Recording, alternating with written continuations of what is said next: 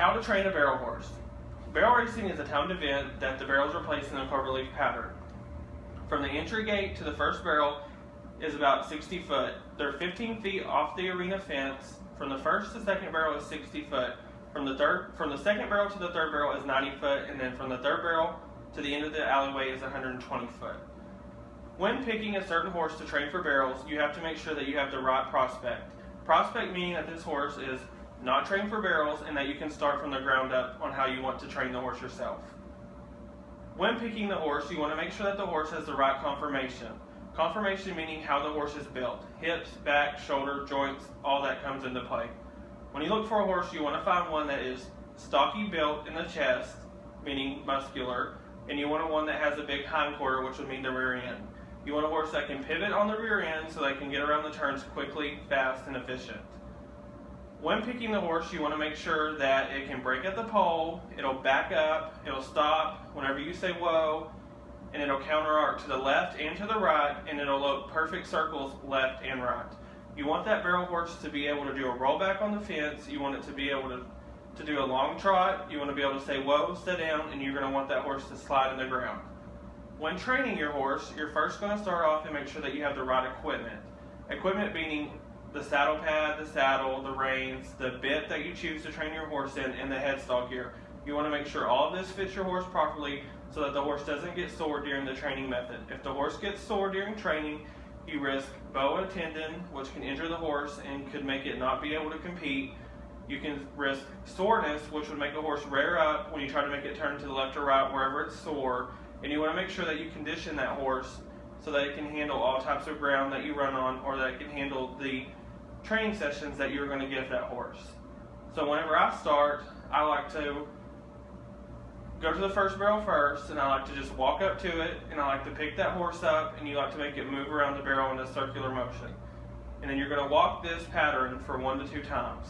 When walking the pattern, you want to take your time, you want to slow process so that the horse can think the vision through and so that it can finish the pattern. Also, you do not want to run the horse within the first week or second week of training that horse on the barrel racing pattern. Training is a critical item because if you run that horse the first or second week, it's just going to think go, go, go. You have to have all the proper elements to make that barrel horse understand that it can do it at a walk, a trot, a lope, and a gallop.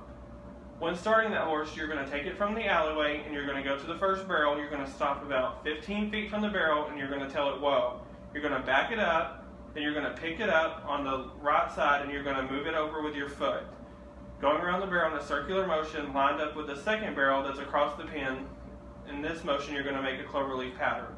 So you're going to the second barrel and you're going to stop 15 foot before the second barrel and you're going to back that horse up. You're going to pick it up, you're going to put your inside leg to it, and you're going to kick all the way around the barrel until it finishes in a circular motion and it's in line with the third barrel.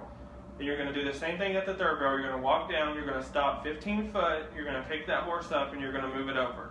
You're going to do this 2 to 3 times a week for 2 to 3 weeks, and then you can bump up to a trot. You can do the same method with a trot. You can trot up to the barrel, say whoa, 15 foot from it, pick that horse up and make it go in a circle around that barrel.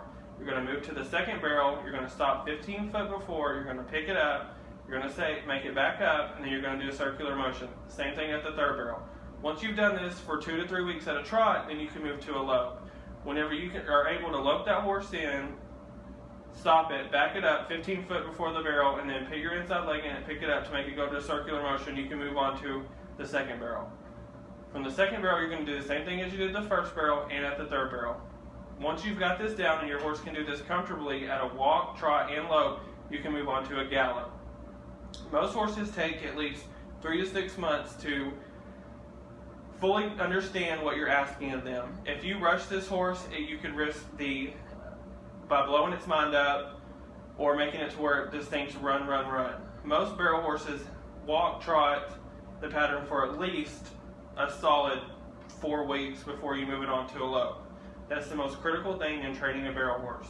Barrel horses get hyped up because all they think about is run, run, run, because whenever they're trained properly in season, you should just be able to send them in and they're going to just inhale that first barrel. But without the patience that you're going to take with this horse during the training process, this is where it all comes into play.